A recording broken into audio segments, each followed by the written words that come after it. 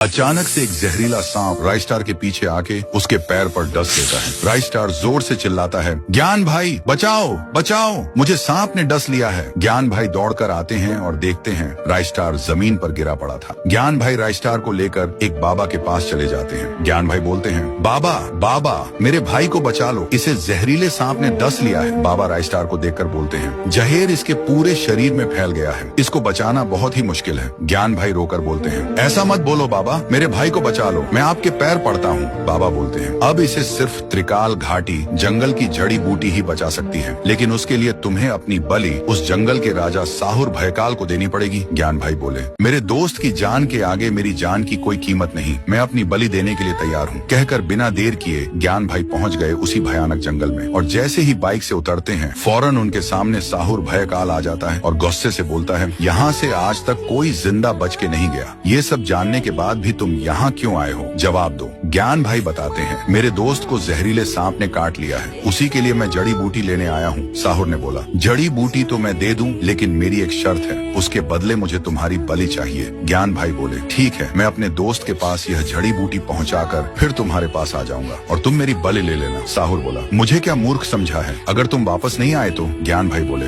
मैं तुमसे वादा करता हूँ, मैं अपने दोस्त को जड़ी बूटी देकर तुम्हारे पास जरूर आऊंगा। फिर साहुर उसे जाने देता है। उधर राइस्टार की हालत और भी बिगड़ती जा रही थी। तभी ज्ञान भाई बाइक से आते हैं और बाबा को जड़ी बूटी देकर बोलते हैं, बाबा जल्दी से मेरे दोस्त को ठीक कर दो। बाबा राइस्टार को जड़ी बूटी पिलाते हैं और राइस्टार को होश आता है। राइस्टार देखता है उसका दोस्त ज्ञान भाई उसके पास नहीं था। राइस्टार बाबा से पूछता है, बाबा मेरा दोस्त कहाँ है? बाबा बताते हैं, तुम्हारा दोस्त अपनी बलि देकर यह जड़ी बूटी लाया है। ये सुनकर राइस्टार टूट सा गया और फूट फूट कर रोने लगा। उधर ज्ञान भाई साहुर के पास जाकर बोलते हैं, साहुर मैं आ गया, अब तुम मेरी बलि ले लो। साहुर ज्ञान भाई की ईमानदारी देखकर बोलता है, मैं तुम्हारी ईमानदारी से खुश हुआ, जाओ मैंने तुम्हारी जान बख्श दी। उसके बाद ज्ञान भाई राइस्टार के पास गया। राइस्टार ज्ञान भाई को देख चौंक गया और बोला, ज्ञान भाई आप जिंदा हो, लेकिन बाबा तो बोल रहे थे आप मर गए हो। ज्ञान भाई हंसते हुए बोले, बहुत लंबी कहानी है, फिर कभी बताऊंगा।